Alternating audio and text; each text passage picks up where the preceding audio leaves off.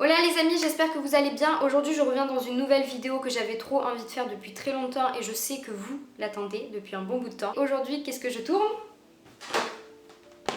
La vidéo sur l'amour. Oui. Je dois vous avouer en fait que j'ai beaucoup la pression en fait sur cette vidéo parce que j'ai peur en fait de brusquer les personnes, j'ai peur de choquer les personnes et donc c'est pas mon but, mais mon but aussi c'est d'être franche avec vous. J'ai un minimum envie de garder ma vie privée, mais à côté de ça je me dis si tu ne te dévoiles pas Célia, t'arriveras pas à parler. Donc voilà, je mets les choses au clair, je suis célibataire, je le vis très très bien. J'avais pas envie de dévoiler tout ça parce que j'avais pas envie qu'après on me dise si jamais je suis en couple, oh tu nous présentes ton copain, oh et ton copain il s'appelle comment, oh et ton copain il est comment. Et c'est vraiment une des choses que j'ai pas du tout envie de vous dévoiler sur ma vie, c'est bien ma vie privée, ma vie sentimentale et je pense que vous pouvez totalement comprendre.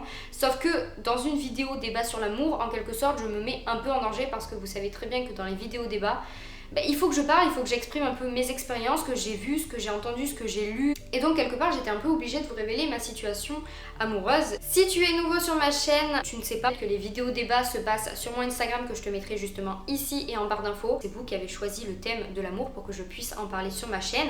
Et donc en fait après je vous pose des questions en sondage. Comme ça vous pouvez y répondre. Donc n'hésite surtout pas à me rejoindre sur Instagram puisque de toute façon c'est toi qui va peut-être choisir le prochain thème de ma vidéo débat, donc n'hésite vraiment pas à me suivre. Il y avait 10 questions en tout. La première question était êtes-vous en couple, oui ou non? Alors là c'était juste pour savoir, pour avoir une fourchette, on va dire le pourcentage de personnes qui sont en couple ou non. Donc 34% des personnes ont répondu oui contre 70% qui ont répondu non. Bien évidemment je lui ai répondu non. La deuxième question était à votre âge favorisez-vous les relations sérieuses ou non sérieuses? Alors là vous voyez en fait comme quoi je change absolument tout le temps d'avis, il n'y a que les cons qui ne changent pas d'avis. Tous les jours en fait, tous les jours je me pose tellement de questions et tous les jours je réfléchis tellement. 83% des personnes ont répondu sérieuse contre 17% qui ont répondu non sérieuse et là en fait je saurais pas réellement où me placer. C'est un peu compliqué. En fait non, j'aurais répondu les relations non sérieuses avant dans le sens où je suis jeune et donc j'estime que si je ne suis pas avec une personne, si je ne suis pas engagée avec cette personne, j'ai le droit à des relations non sérieuses. Parce que je suis jeune et parce que j'ai également envie de profiter, je pense, comme beaucoup de personnes.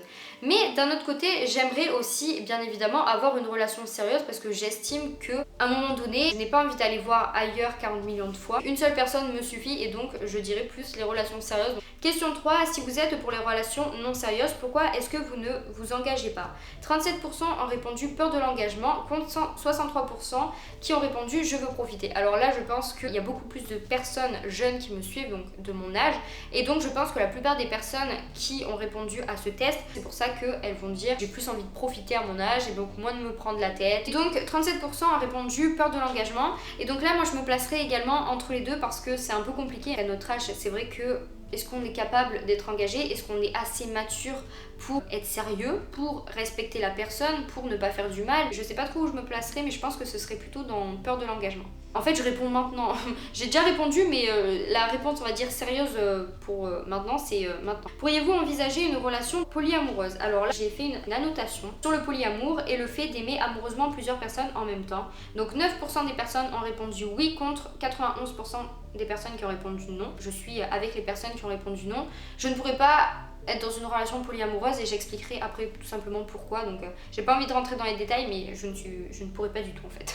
La question 5 était pourriez-vous avoir un ou une sex friend? 41% des personnes ont répondu oui contre 59% des personnes qui ont répondu non. Il y a à peu près 2 ans, je vous aurais répondu que non, c'était pas possible. Célia ne peut pas coucher sans sentiment. Aujourd'hui, je pense qu'en fait, on a besoin de créer des expériences et que ce soit, on va dire, une expérience sexuelle avec une personne avec qui on est en couple ou avec une personne pour qui on n'a absolument pas de sentiments. Et je pense en fait qu'il faut tout simplement créer des expériences. Donc j'y reviendrai sur les relations sexuelles, mais c'est encore très compliqué. Donc est-ce que moi-même je pourrais envisager une relation sex-friend? Je sais pas réellement. Parce que d'un côté, je sais pas si j'en serais capable en fait de faire ça avec une personne pour qui je n'ai absolument pas de sentiments, on va dire me mettre à nu. Parce que selon moi, une relation, on va dire sexuelle, est la plus jolie je pense quand les deux personnes sont réellement amoureuses.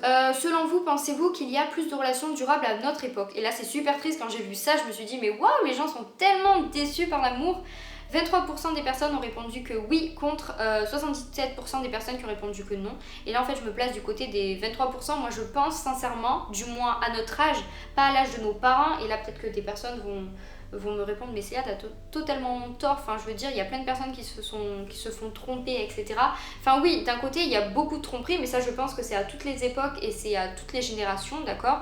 Et donc quelque part je pense que oui, on est dans une ère où les relations sont peut-être plus sérieuses parce que les personnes, je sais pas, sont peut-être influencées par les films ou par les livres. Ouais, c'est bizarre de dire ça, mais j'ai l'impression que les garçons sont peut-être un peu plus fleur-bleue qu'avant, je sais pas. Autour de moi, il y a énormément de relations durables et moi-même j'ai vécu une relation durable, pas des. 7ème question, vous considérez-vous comme une personne jalouse? 67% des personnes ont répondu que oui, contre 33% des personnes qui ont répondu que non. Alors ça concernera la dernière partie, donc la jalousie notamment. Moi je me suis placée du côté des 67%, en fait en réalité je pense qu'on est tous plus ou moins jaloux. Peut-être que je manque en fait de confiance envers mon partenaire. Je voudrais préciser d'ailleurs qu'il faut en fait faire une distinction entre la jalousie et le manque de respect, mais ça j'y reviendrai dans la dernière partie. Question 8. Comment considérez-vous votre premier amour? 24% des personnes ont répondu il n'existe plus pour moi, contre 76% des personnes qui ont répondu je ne l'oublierai pas. Je me place du côté des 76%. Je pense qu'il ne faut pas oublier son premier amour comme il ne faut pas oublier toutes nos premières fois. Question 9, avez-vous déjà eu mal en amour? 80% des personnes ont répondu que oui, contre 19% des personnes qui ont répondu que non. Je me placerai bien évidemment du côté des 81%. Je pense que bien évidemment j'ai eu mal en amour et j'ai fait du mal en amour, c'est la question d'après.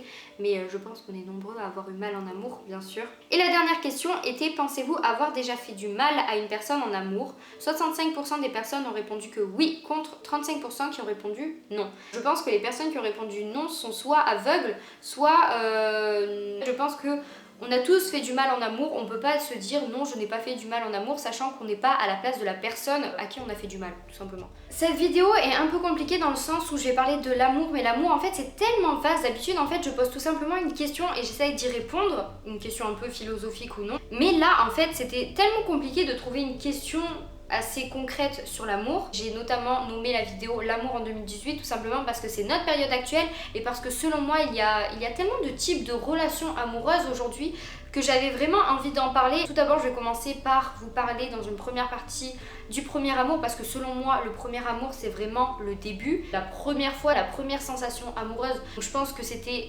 essentiel de vous parler du premier amour dans une vidéo sur l'amour. En deuxième partie, j'avais envie de te parler du polyamour. En troisième partie, j'avais envie de te parler des relations sex-friend parce que je pense que la plupart des personnes qui me regardent sont jeunes et donc la plupart des personnes se sont, je suis certaine, un jour demandé est-ce que je pourrais être capable d'avoir une relation sex-friend. La quatrième partie parlera des relations qui durent, les relations entre deux personnes et pour qui ça fait très longtemps que ça dure parce que j'ai aussi envie d'y croire et j'ai aussi envie de vous redonner l'envie d'aimer et l'envie d'y croire surtout. Et la dernière partie concernera le EJPT ou le EJPS. Je reviendrai sur la signification de ces 4 lettres parce que pour moi en fait ces 4 lettres se regroupent et donc j'avais vraiment envie de t'en parler.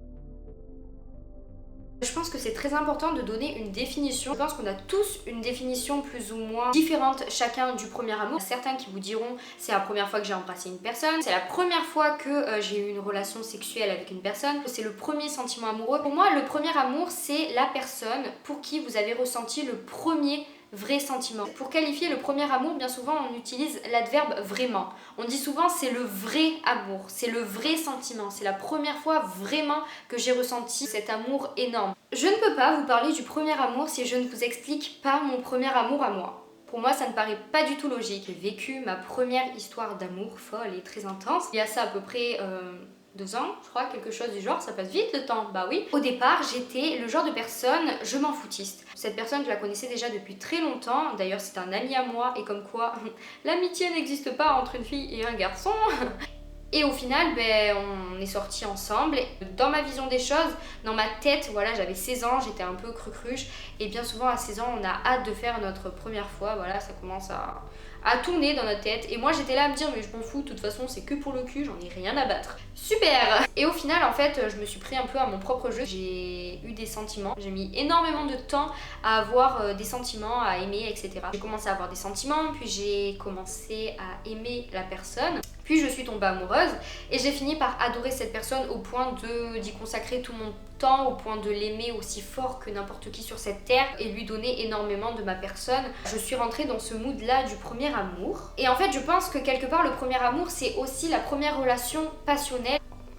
Oui, bonne 80% de la population vivent leur premier amour d'une façon un peu trop passionnée. On ne voit que par cette personne-là. On met un peu tout de côté, c'est-à-dire sa famille, ses amis, ses passions, on va dire ses objectifs quelque part. J'ai énormément oublié mes amis, mon travail, mes parents. Et tout ça, ça a duré 1 an et demi. Puis il y a bien un moment où il y a la rupture parce que toutes les belles choses ont une fin. Et oui les amis, la rupture, ça n'est jamais très joli. Bien souvent, on dit ouais de toute façon c'est qu'un connard, il ne mérite rien dans la vie. De toute façon, il ne me mérite pas, j'en ai plus rien à foutre, je trouverai mieux. Et finalement, en prenant du recul, je ne pense plus du tout la même chose. On a vécu des choses très jolies et des choses très moches aussi. On a vécu dans une relation passionnelle, c'est-à-dire que on se déchirait autant qu'on s'aimait. Quelque part, je me dis que c'est ma première fois, c'est mon premier amour et c'est également la première fois que j'ai vécu autant de choses avec cette personne-là. C'est une personne qui m'a énormément appris sur moi-même, sur les autres. Je ne peux pas dire que cette personne-là est une merde. Je ne peux pas manquer de respect à cette personne-là qui m'a autant apporté de choses que ça, même si bien évidemment, des fois j'aimerais beaucoup cracher sur la gueule de cette personne, mais je ne le fais pas. Ne pas oublier, ça ne veut pas dire ne pas passer à autre chose. Il y a le premier amour, il y a l'amour d'après, il y a l'amour encore d'après peut-être. Mais à mon sens, en fait, je ne peux pas oublier cette personne, mais je peux très bien en aimer une autre. C'est juste que je n'oublierai pas ce que j'ai vécu avec cette personne, comme je n'oublierai pas ce que j'ai vécu avec la personne qui arrivera dans ma vie en temps voulu, quand elle voudra bien venir. C'est dur en fait, il y a énormément de difficultés dans le premier amour, il y a énormément de choix à faire, je pense que c'est vraiment pas facile parce qu'on ne sait pas doser. On a du mal à gérer notre amitié, c'est-à-dire que bien souvent on met un peu nos copines et nos copains de côté et c'est triste d'ailleurs pour toutes les personnes qui font ça, je l'ai fait moi-même.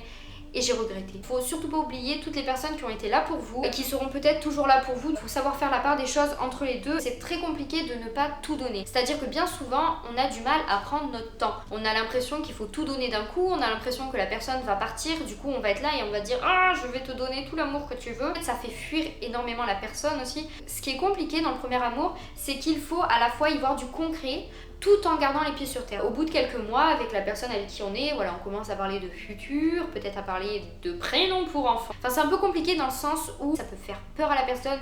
Moi, je sais que dès qu'on parle de projet, je suis là et je me dis doucement. Hein. Le temps, on le perd, le temps quand on est amoureux. Voilà, on n'a plus du tout la notion du temps. Et je pense qu'il y a énormément de choses qui se perdent, comme la phrase « je t'aime ».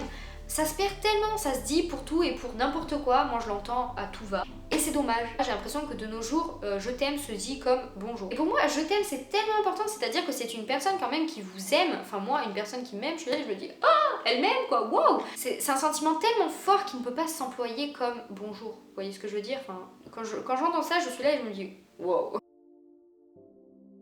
Le polyamour. Alors qu'est-ce que le polyamour? Parce que peut-être que tu es jeune et que tu ne sais absolument pas ce qu'est le polyamour, ou peut-être que tu es plus vieille et tu ne sais toujours pas ce qu'est le polyamour, c'est totalement normal.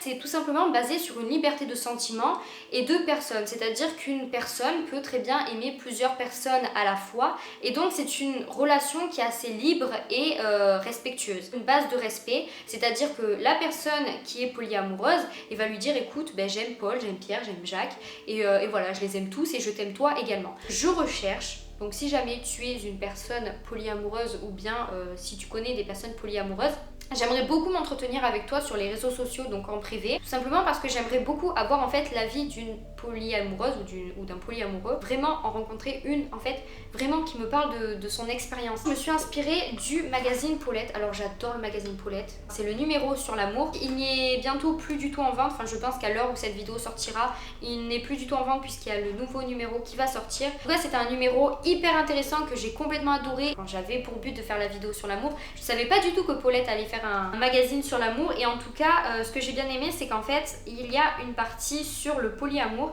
et donc j'en ai beaucoup plus appris que ce que je savais déjà et donc j'étais hyper intéressée d'avoir un peu l'avis de Pauline Weber qui donne son avis sur le polyamour. Au départ Pauline Weber elle est plus du côté comme moi en fait, c'est à dire que moi je pourrais pas du tout envisager une relation polyamoureuse dans le sens où quand j'aime une personne je l'aime dans son entièreté et je ne peux pas aimer une autre personne en même temps. Enfin déjà que j'ai du mal à à apprendre à aimer cette personne, je mets énormément de temps à aimer cette personne, je ne pourrais pas en fait aimer plusieurs personnes en même temps, dans le sens où c'est un schéma très très long pour moi.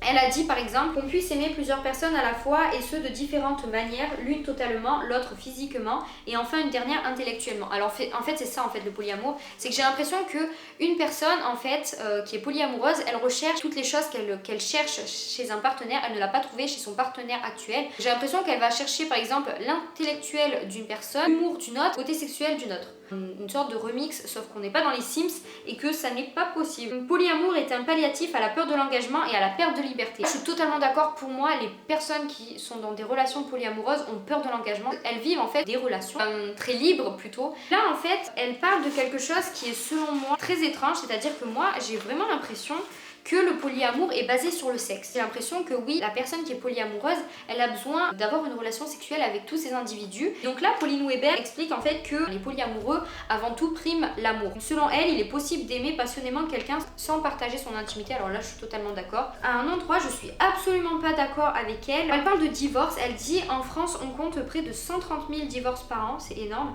Et 55% des couples en ville se séparent, engendrant une succession d'unions infructueuses qui reproduisent à chaque fois le même schéma. Se basant sur plusieurs expériences, la sexologue montre qu'on peut avoir plusieurs relations sans qu'elles entrent en concurrence et ainsi sortir de l'écueil du couple prison, celui qui enferme et aboutit à l'adultère, trahison ultime et première cause de rupture des couples. Je suis vraiment en désaccord avec ce qu'elle dit. J'ai l'impression que les relations polyamoureuses, c'est un peu choisir la simplicité. C'est-à-dire que oui, un couple, c'est beau, un couple, c'est compliqué. Des fois, on se dispute, des fois, on pleure, des fois, on a mal. Mais parce que c'est un peu ça en fait, c'est un peu le but, c'est un peu le jeu. C'est comme par exemple la vie, si elle était facile, on s'ennuierait vachement beaucoup, non? Donc c'est un peu la même chose, je pense, quand on s'engage.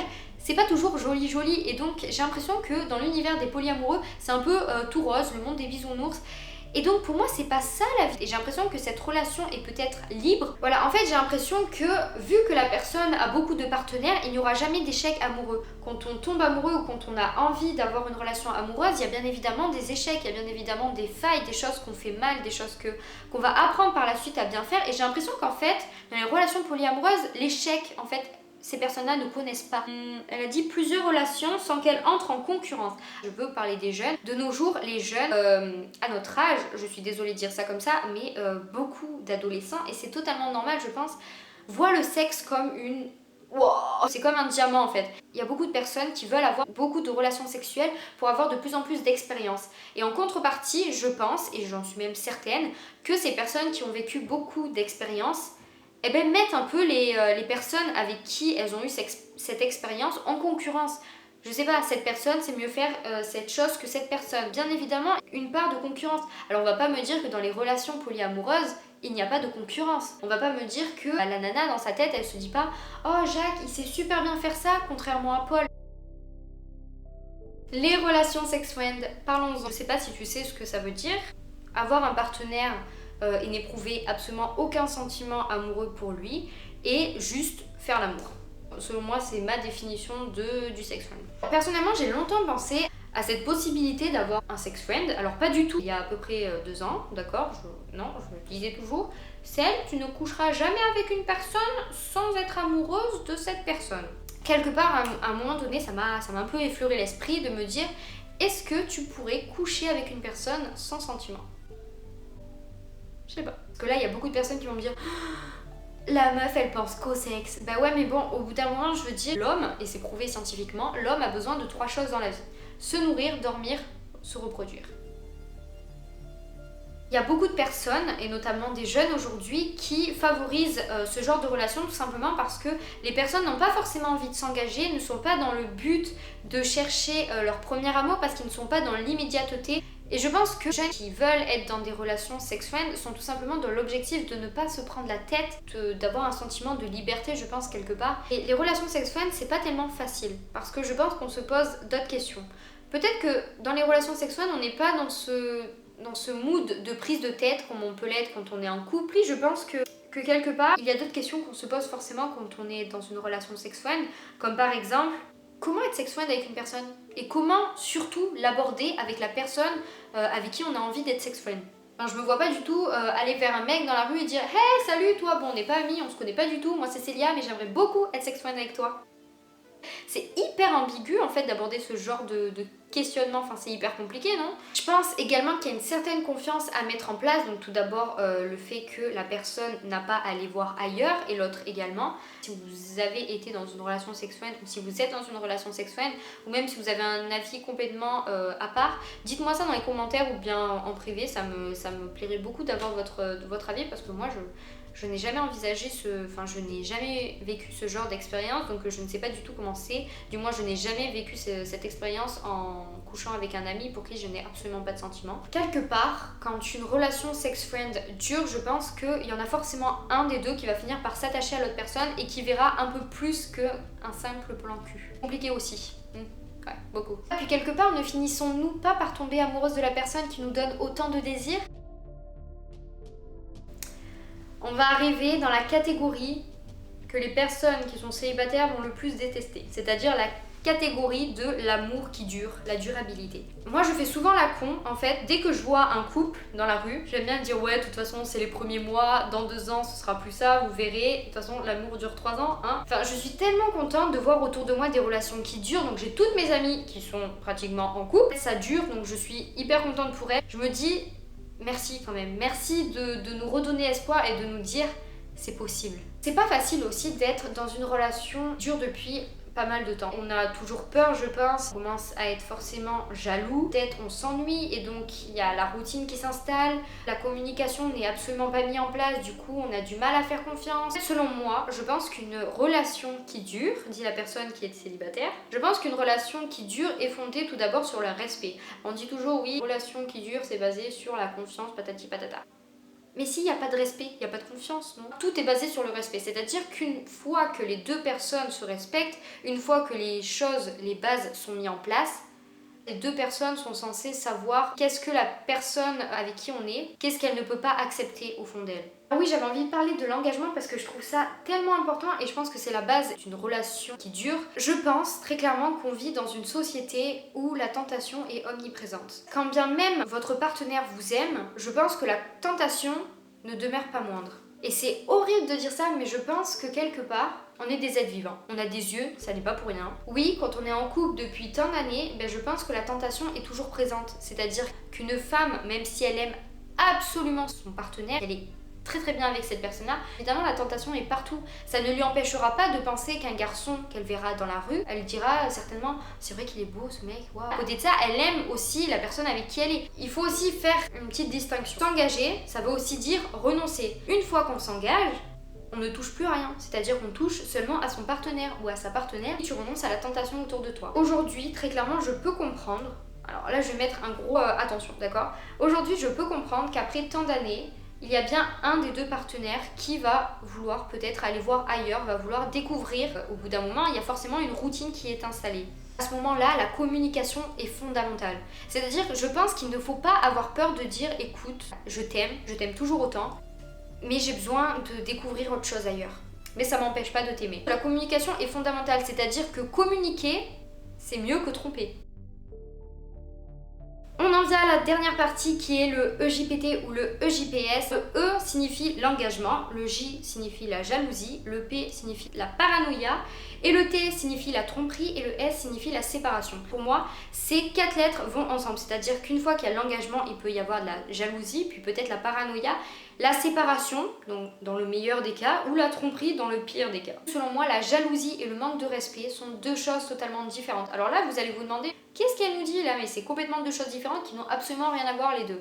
Eh bien, détrompez-vous. C'est pourquoi je dis que la base d'un couple solide, c'est le respect. C'est-à-dire que, selon moi, il faut toujours parler, il faut toujours communiquer et il faut toujours essayer de comprendre l'autre. Quand on s'engage dans une relation amoureuse, déjà de une, on prend la personne telle qu'elle est et je reviendrai après. Et de deux, on essaye de comprendre pourquoi la personne est comme ça.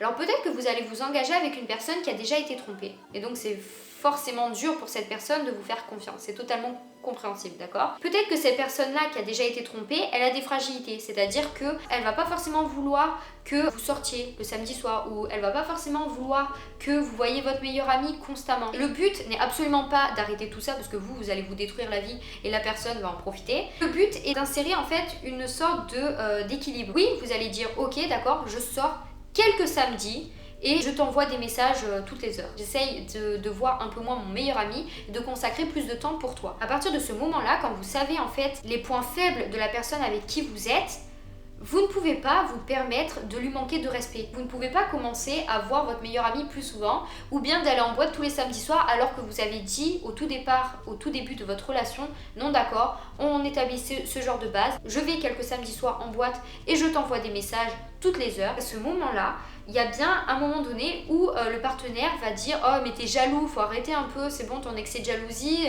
j'en ai marre quoi. Sauf que au final non, c'est juste un putain de manque de respect de votre part. C'est vous qui avez manqué de respect parce que vous savez très bien que la personne en face de vous, vous savez très bien que la personne pour qui vous avez des sentiments et avec qui vous êtes en couple, vous savez très bien ses points faibles et vous savez très bien que cette personne-là vous a dit s'il te plaît ne fais pas ça. Quand vous entamez une relation, n'ayez pas peur de communiquer, n'ayez pas peur de dire vos points faibles parce que une fois que votre relation commencera à prendre vie, il y a bien un moment donné où votre partenaire fera des choses que vous n'appréciez pas, mais vous ne lui avez tout simplement pas dit par peur de la perdre. Et si la personne ne vous comprend pas, eh bien c'est qu'elle ne vous mérite pas. L'engagement. L'engagement, c'est aussi prendre notre partenaire comme il est, à 100%.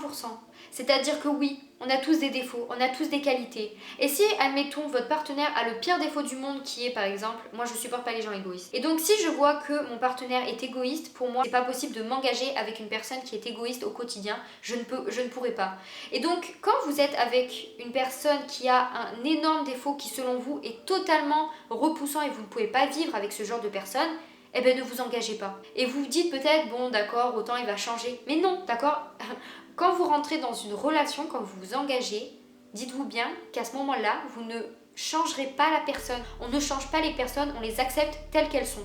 Je pense qu'on vit toute notre vie avec l'insatisfaction. On est tous insatisfaits au fond de nous. Ouais, je pense, ouais, très clairement, je pense. Et je sais plus quel philosophe l'avait dit, je l'ai appris l'an dernier, mais je saurais plus dire lequel, mais c'était dans le chapitre des désirs. Et donc je pense que même si un jour nous rencontrons la fabuleuse personne pour qui nous avons énormément de sentiments et qui nous fait vivre juste une magnifique histoire, je pense qu'on vivra toujours avec cette insatisfaction parce que je pense, selon nous, selon tout le monde, on attend beaucoup d'une personne. On est tous peut-être très durs avec les autres personnes. Je parle pas forcément du physique, mais par exemple, moi j'attends de mon partenaire qu'il m'apprenne des choses, qu'il soit intelligent et qu'il soit curieux de tout. C'est une des choses que je veux absolument connaître chez mon partenaire. Mettons, je rencontre une personne et que cette personne-là n'a pas cette faculté, ben, quelque part ça va me déranger. Mais peut-être qu'elle aura, je sais pas, elle sera tellement gentille cette personne, vous voyez, elle sera tellement aimable que je me dirais, oh bah c'est pas grave, elle n'est pas forcément très intellectuelle, mais cette personne est très aimable. Et ça me fait du bien. Je pense qu'à ce moment-là, on comble l'intellectuel par l'amabilité. Et ouais, c'est horrible. Et je pense qu'il y a très peu de personnes, mais très peu de couples qui vivent avec ce qu'elles recherchent toutes les deux. Ou bien peut-être qu'il est plus probable qu'il y en ait un sur les deux. Et je pense qu'à ce moment-là, l'autre recherche constamment ce qu'elle n'a pas trouvé chez son partenaire. Et c'est peut-être au final ce qui nous met quelque part en concurrence. Qu'on est souvent en concurrence, qu'on a souvent envie de savoir un peu toutes les relations. Et toi avec ton ex, c'était comment? Et toi... Voilà, en tout cas j'espère que cette vidéo vous aura plu. N'hésitez pas à me dire ce que vous en avez pensé en commentaire. Et n'hésitez pas surtout, bien évidemment, à trouver le nouveau thème de ma prochaine vidéo débat. N'hésitez surtout pas à réagir à propos de ma vidéo. Dites-moi votre ressenti, dites-moi ce que vous en avez pensé. Dites-moi si vous êtes d'accord ou en désaccord. Tout ça je veux le savoir vraiment. Et donc en tout cas moi je vous fais de très gros bisous. Portez-vous bien. Et le petit mot pour la fin, parce que c'est très important. Croyez en l'amour, vraiment. Parce que c'est un sentiment juste... magique. Je pense que c'est un des plus beaux sentiments sur Terre, donc croyez en l'amour et n'ayez pas peur. Ouais. Je vous fais des bisous. À la prochaine.